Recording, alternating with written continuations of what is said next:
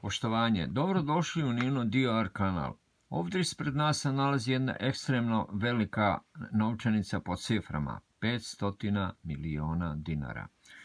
To je novčanica izdata u Jugoslaviji, novo nastaloj Jugoslaviji i Jugoslavije Crne Gore, koje su zajedničkim ustavom odlučile da nastave ime Jugoslavije posle raspada SFRJ. Ostale republike su se povukle. Znači, izdanje 1993. već pri kraju u decembru se ona povukla. Zašto je strašna cifra? Pa mnogi znadu koji su u tom vremenu bili živjeli ili se mučili sa situacijom koja je bila.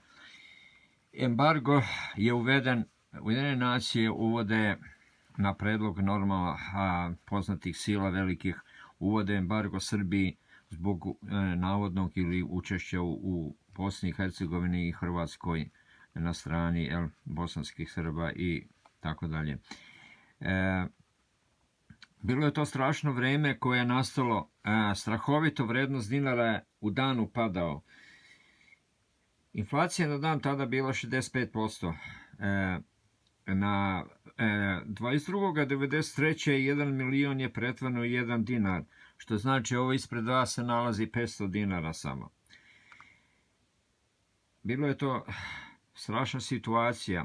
Nastao je šverc, pronevere, mnogi su se počeli bogati na račun situacije koja je nastala, koji su imali deviza ili načine kako. Ako su posuđivali ljudima, davali su ekstremno velike kamate, što se još više gubilo, jer se nije moglo vraćati, jer je na dan bila strahovita inflacija, bila strahovita kriza.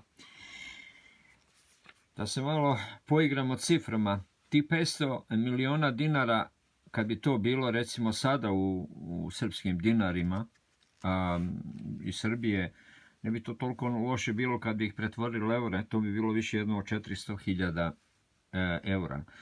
To bi bilo fina cifra, mislim da kad bi to se danas upotrebilo, da je to trenutno u današnjoj situaciji normalna stvar. Nije, jer to je cifre takve se ne pišu inače, jer to sve ekstremno. To je jedno od najdužih i jedno od najvećih inflacija u svijetu što je zadesilo Srbiju, žalosno, je li tako? Ništa, ovaj lik je već više puta pojavljivan na novčanici i mislim da će možda još biti, ali nije ni bitno, to ćemo vidjeti. Iza se nalazi takozvano piše Ministarstvo poljoprivrede, je tako? Znači,